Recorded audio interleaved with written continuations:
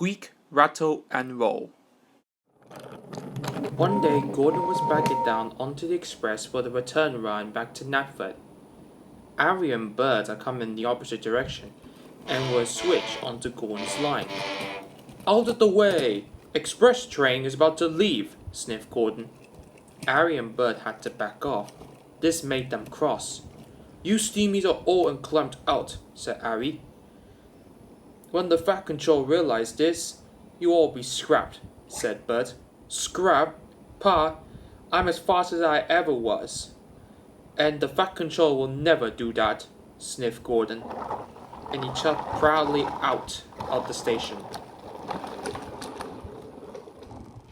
As Gordon sped through the beautiful countryside, he heard a horrible squeaking noise. Gordon was upset. Squeaking could only mean one thing.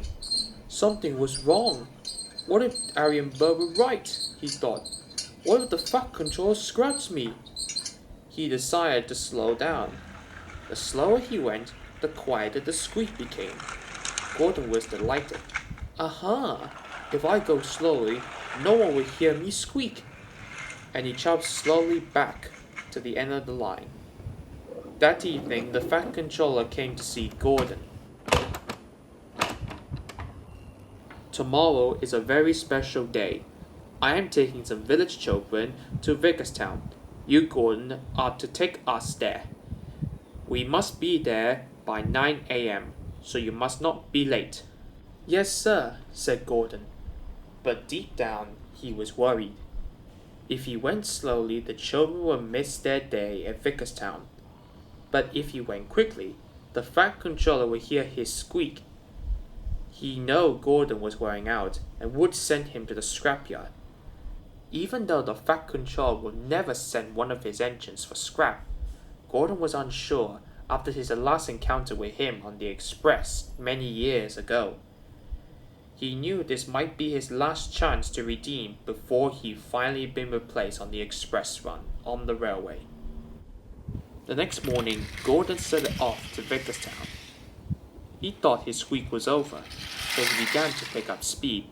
His pistons pumped and his wheels spun, and he began to squeak again. Oh my, said Gordon.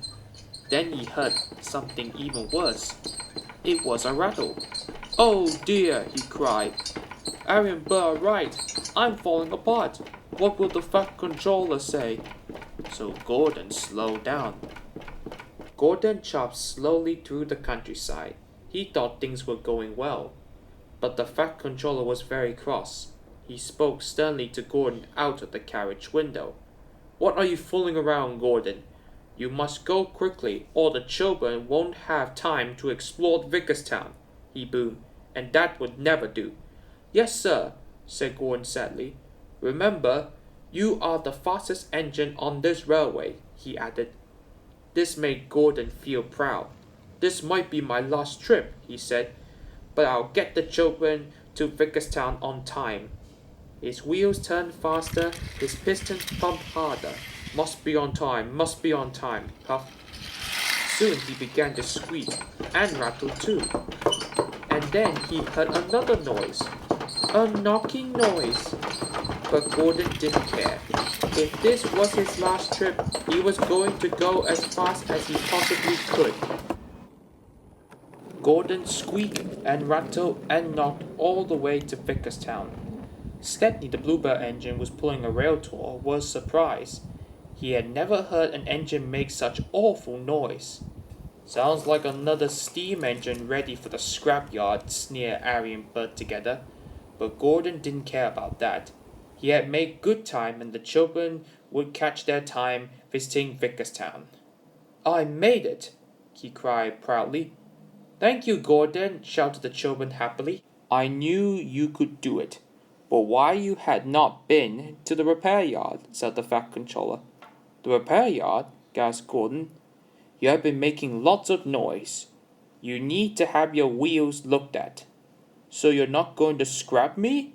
Scrap, Gordon? No!